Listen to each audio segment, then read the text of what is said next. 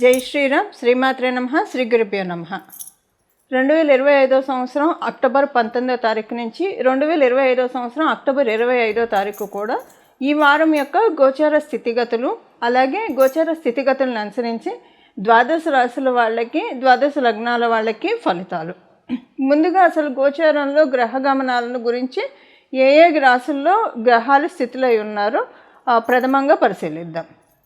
కర్కాటక రాశిలో దేవగురువైన బృహస్పతి వారి సంచారము, సింహరాశిలో కేతుదేవుని సంచారము, కన్యా రాశిలో మిడ్ ఆఫ్ ద జోడియాక్ సెంటర్లో, అంటే అన్ని రాశులకి సెంటర్ రాశి అయిన కన్యా రాశిలో దైత్యగురువైన శుక్రాచార్యుల వారి సంచారము, తులారాశి దైత్యగురువైన శుక్రాచార్యుల వారి రాశి అయిన తులారాశిలో రవి, బుధుడు మరియు మంగళ సంచారము.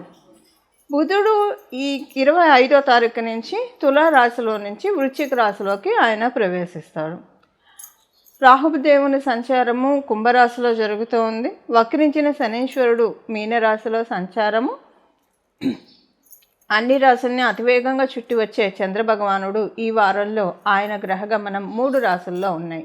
కన్యా రాశి మొదలుకొని వృశ్చిక రాశి వరకు, అంటే కన్యా, తుల, వృశ్చిక రాశులు, ఈ 3 రాశుల్లో ఆయన గోచారం సంభవిస్తుంది ఈ వారం.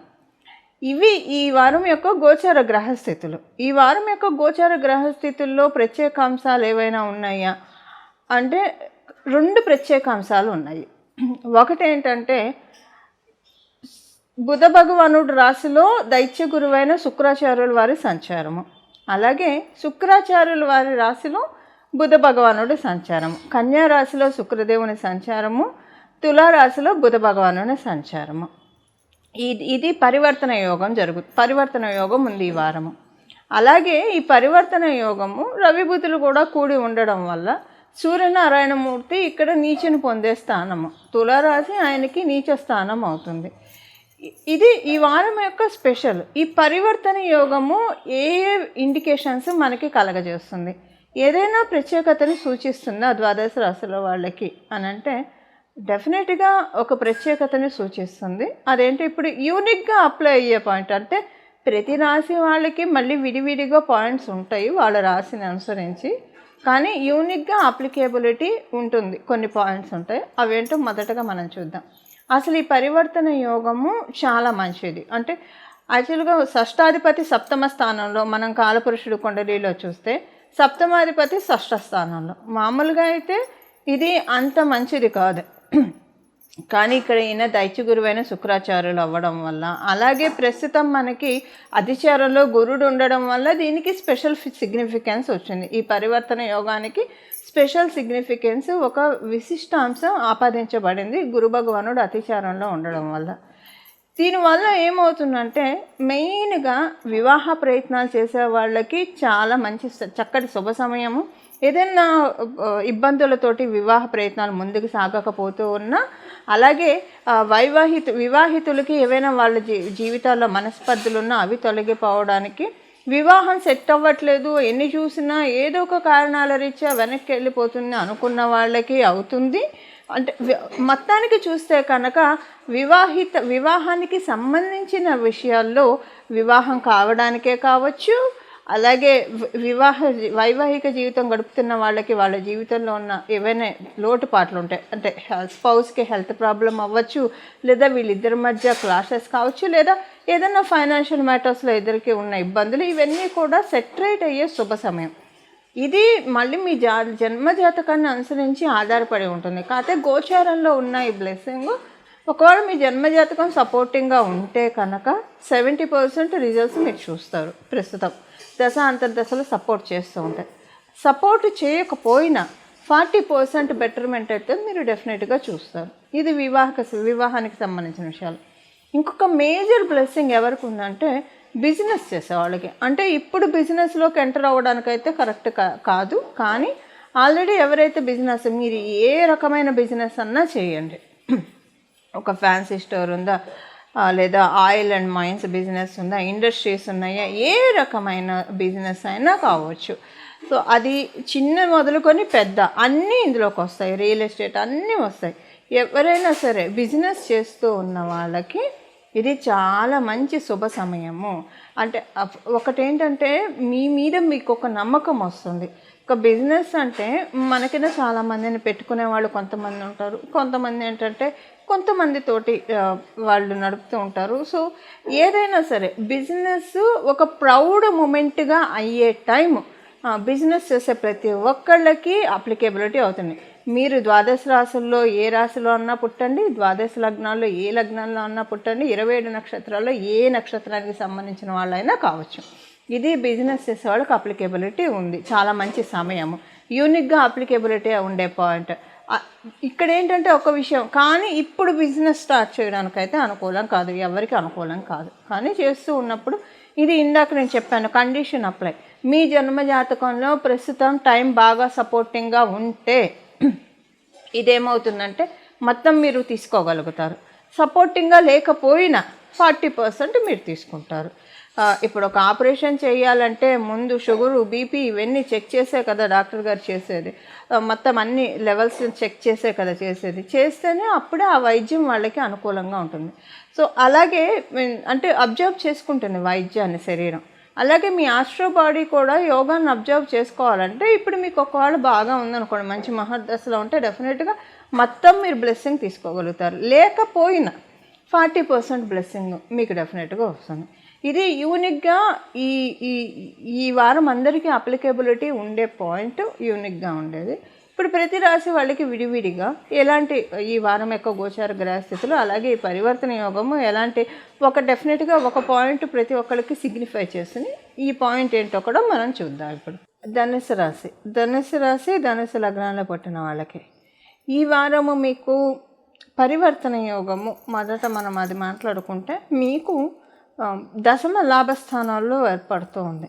మీకు లాభాధిపతి దశమ స్థానంలోకి వెళ్తున్నాడు, దశమాధిపతి లాభస్థానంలోకి వస్తున్నాడు. సో ద్వాదశ రాశుల్లో హై బెనిఫిట్ ఉన్న వాళ్ళలో కన్యా రాశి వాళ్ళు ఒకటి, నెక్స్ట్ ధనుసు రాశి వాళ్ళు, సందేహమే లేదు. చాలా మంచి సమయం. బెనిఫిట్ అయ్యే రాశుల్లో కన్యా రాశి, తర్వాత నిస్సందేహంగా మీ ధనుసు రాశి వాళ్ళకి ఈ వారము సోషల్ నెట్వర్క్ బాగా పెరుగుతుంది, పబ్లిసిటీ బాగా ఉంటుంది మీకు. అలాగే అందరు గుడ్ బుక్స్లో ఉంటారు, రికగ్నైజేషన్ చాలా బాగా ఉంటుంది, స్టేటస్ పెరిగే టైం ఇది. మీరు ఏ రంగంలోన్నా ఉండనండి, మీరు ఉద్యోగస్తులు అవ్వచ్చు, వ్యాపారస్తులు అవ్వచ్చు, మీ స్థాయి మారిపోతూ ఉంది. ఇప్పుడు మార్పు చెందుతూ ఉన్నారు. మీ జీవితం యొక్క స్థాయి, కెరియర్లో ఉన్న వాళ్ళకి మీ స్థాయి మారే శుభ సమయం ఇది, చాలా బాగా ఉంటుంది. విద్యార్థినులకి కూడా బాగుంది ఈ వారము. అంటే స్థాయి మారడం అంటే ఎక్కువగా ఇది మెయిన్గా ఇది అప్లికేబిలిటీ అయ్యేది ఏదన్నా ఉద్యోగం చేసేవాళ్ళకి, వ్యాపారం చేసేవాళ్ళకి ఇది అప్లికేబిలిటీ ఉంది. అలాగే మీరు విద్యార్థినులు అయితే మీ తల్లిదండ్రుల వాళ్ళ స్థాయి మారుతుంది, అలా మీకు అప్లికేబిలిటీ ఉంటుంది. మీరు గృహిణీలు అయితే ఎవరైతే వర్కింగ్ చేస్తున్నారో వాళ్ళ స్థాయి పొజిషన్ మారుతుంది. ఏదైనా మీ స్టేటస్ పెరగబోతూ ఉంది ఈ వారం నుంచి. మీరు ఎప్పటి నుంచో అనుకున్న పనులు అవ్వట్లేదు, అనుకున్న పనులు అవుతాయి. ఆనందం కలిగించే సంఘటనలు కొన్ని కనీసం ఒక 3 చూడడానికి ఛాన్స్ ఉంది. మీ జన్మజాతకం సహకరిస్తే 3 ఖచ్చితంగా చూస్తారు. ఒకవేళ మీ జన్మజాతకం సహకారంగా లేకపోతే 1 చూస్తారు. మీకు ఆనందాన్ని కలిగించే సంఘటన ఈ వారం కావచ్చు, లేదా పై వారంలో కావచ్చు. ఈ 2 వారాల్లో ఎప్పుడైనా ఒకసారి చూస్తారు మీరు.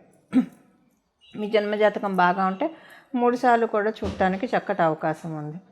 ఉద్యోగస్తులకైతే సూపర్బ్ టైం అని చెప్పచ్చు. చాలా అంటే ఉద్యోగస్తులు అని చెప్పడం కూడా తప్పు. ఇద్దరికి, వ్యాపారస్తులకి ఉద్యోగస్తులకి ఇద్దరికీ కూడా చాలా మంచి శుభ సమయం, చాలా బాగా ఉంది.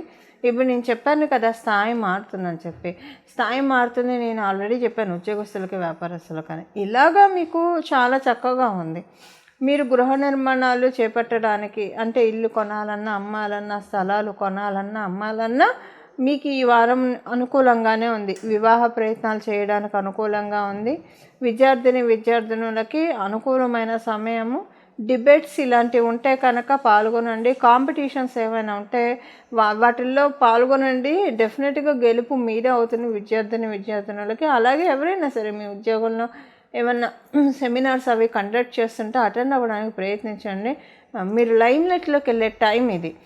ఏదైనా మీటింగ్స్ పెట్టిన ఆఫీసు తరఫున స్కిప్ అవ్వకుండా ఈ వారం అటెండ్ అవ్వండి. మీరు సెమినార్స్ ఇవి ఏమున్నా సరే, అది ఉద్యోగస్తులకు కావచ్చు, వ్యాపారస్తులకు కావచ్చు, మీటింగ్స్, సెమినార్స్ ఏవి పెట్టినా సరే స్కిప్ అవ్వకుండా అటెండ్ అవ్వండి. ఇది మీకు బ్లెస్సింగ్స్ని కలగజేస్తుంది. మీ గురించి అవతల వాళ్ళకి తెలిసే శుభ సమయం. నేచర్, డెస్టినీ మీ మీద లైమ్ లైట్ త్రో చేస్తూ ఉంది. మన వంతు ప్రయత్నం ఇలాంటివి ఏమైనా కండక్ట్ అవుతూ ఉంటే వాటికి పాల్గొనండి. అందరికీ ఇలా కండక్ట్ అవ్వాలని ఉండదు. అప్పుడు నేచర్ ఎలా ఇవ్వాలో అలా ఇస్తుంది. ఒకసారి మనకి ఒకటి రిజర్వ్ అయ్యి ఉంటే అది ఏదో ఒక రకంగా మనకి వస్తుంది, రాకుండా అయితే ఉండదు. ఇది ఈ వారం యొక్క గోచర గ్రహస్థితుల ఫలితాలు ధనుసు రాశి, ధనుసు లగ్నాల్లో పుట్టిన వాళ్ళకి. చూసారు కదండి. ఇప్పుడు దీనికోసం ఈ వారం చేసుకోవాల్సిన పరిహారం ఇప్పుడు నేను ఇందాక చెప్పినట్టు, మొదట్లో చెప్పినట్లు, ఒకవేళ మీకు జన్మజాతకం అనుకూలించకపోయినా ఇది 40% వస్తుంది. బట్ ఈ రెమెడీ చేసుకుంటే 50% మీరు తీసుకోవచ్చు. ఒకటి 50 to 60% తీసుకోవచ్చు బాగా ఉన్న వాళ్ళకి. ఇది కాంక్రీట్. ఒక్కొక్కసారి మనకి ఎవరికైనా యోగాలు వచ్చినప్పుడు అవి నిలబడాలి కదా. ఇప్పుడు మనం ఎంతోమందిని చూస్తూ ఉంటాం, సడన్గా రైజ్ అయిపోతారు, మళ్ళీ పడిపోతారు. సో అప్స్ అండ్ డౌన్స్ చూడకుండా, అంటే అప్స్ అండ్ డౌన్స్, అప్స్ ఉన్నప్పుడు డౌన్స్ ఉంటాయి. బట్ అప్ ఉన్నప్పుడు డౌన్కి రాకుండా అక్కడి నుంచి కంటిన్యూ అవుతూ వెళ్ళగలగాలి. ఇప్పుడు యోగము ఇప్పుడు వస్తుంది ప్రతి ఒక్కళ్ళకి, బిజినెస్ చేసే వాళ్ళకి కావచ్చు, వివాహితులకి. కానీ దాన్ని నిలబెట్టుకోవడానికి మళ్ళీ నెక్స్ట్ డేస్లో కూడా కంటిన్యూ అవ్వడానికి జన్మజాతకం బాగున్న వాళ్ళకి ఇది ఇంకా కొంచెం ఎక్కువగా తీసుకోవడానికి ఇప్పుడు ఏం పరిహారం చేయాలో మనం చూద్దాం. దీనికి చేయాల్సింది ఏంటంటే, ఈ వారం అంతా కూడా మీకు వీలుంటే సాయంత్రం పూట 6 నుంచి 8 లోపల మీ ఇంటి దగ్గర మహాలక్ష్మి అమ్మవారి ఆలయం ఉంటే ఆలయ సందర్శనం చేసుకొని రావాలి. సపోజ్ మీ ఇంటి దగ్గర మహాలక్ష్మి అమ్మవారి ఆలయం లేదు, ఏ అమ్మవారి ఆలయం ఉన్నా పర్వాలేదు, గ్రామ దేవత అయినా పర్వాలేదు, వెళ్ళి అక్కడ దర్శనం చేసుకొని అక్కడ ఉన్న దేవిలో శ్రీ మహాలక్ష్మి అమ్మవారిని స్మరించుకొని దండం పెట్టుకొని రండి. ఎందుకంటే అమ్మవార్లు అందరూ ఒకటే కాబట్టి ఆ అమ్మవార్ల శ్రీలక్ష్మి అమ్మవారిని చూడండి. ఈ ప్రాక్టికల్గా మనం చూస్తే ఉద్యోగం చేసే వాళ్ళకి కొంతమందికి ఇది ప్రాక్టికల్గా ప్రతిరోజు, ఎందుకంటే వాళ్ళు ఇంటికి వచ్చేప్పటికి 9 అయ్యే వాళ్ళు ఉంటారు. ఇలా కొంతమందికి సాధ్యపడకపోవచ్చు. సాధ్యపడిన వాళ్ళు ఇది చేసుకోవచ్చు. సాధ్యపడని వాళ్ళు ఏం చేయాలో ఇప్పుడు మనం చూద్దాం. సాయంత్రం పూట 6 నుంచి 6:30, ఇంకా కుదిరితే 7 లోపల అమ్మవారికి సంబంధించిన ఈ నామాన్ని జపించండి. ఇప్పుడు మనం తెలుసుకోబోయే నామాన్ని జపించడం వల్ల మంచి లక్ష్మీ కటాక్షాన్ని అతి శీఘ్రంగా పొందడానికి చక్కటి అవకాశం ఉంటుంది. ఇప్పుడు మనం జపించాల్సిన నామం ఏంటో మనం చూద్దాం. ఇది మనసులో ఒక 1 hour పాటు 6 to 7 ప్రతిరోజు సాయంత్రం పూట జపించాలి. అదేంటో ఇప్పుడు మనం చూద్దాం. శ్రీ మహాలక్ష్మే నమః, బిల్వ నిలయాయే నమః, శ్రీ మహాలక్ష్మే నమః. శ్రీ మహాలక్ష్మే నమః, బిల్వ నిలయాయే నమః, శ్రీ మహాలక్ష్మే నమః.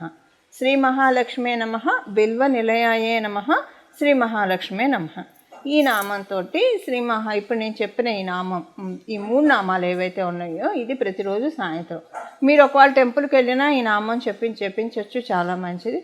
టెంపుల్కి వెళ్ళలేని వాళ్ళు ఈ వారం అసలు ఎప్పుడు కూడా సాయంత్రం పూట ఈ నామాన్ని 6 to 7 మధ్యలో జపిస్తే మంచిది. లేదా కనీసం ఒక 15 నిమిషాలైనా కేటాయించి మానసికంగా జపం చేసుకోండి. అద్భుతమైన ఫలితాలు శ్రీ మహాలక్ష్మి అమ్మవారి కృపా కటాక్షాల చేత, లక్ష్మీనారాయణ కృపా కటాక్షం చేత, అలాగే ఉమాశంకరుని, గౌరీ శంకరుల కృపా కటాక్షం చేత, సరస్వతి అమ్మవారి కృపా కటాక్షం చేత చక్కగా మన జీవితంలో ఆనంద గంటికల్ని మోగించుకోవటం అనడంలో ఏమాత్రం సందేహం లేదు. ఇవి ఈ వారం యొక్క ఫలితాలు, అలాగే చేసుకోవాల్సిన పరిహారము.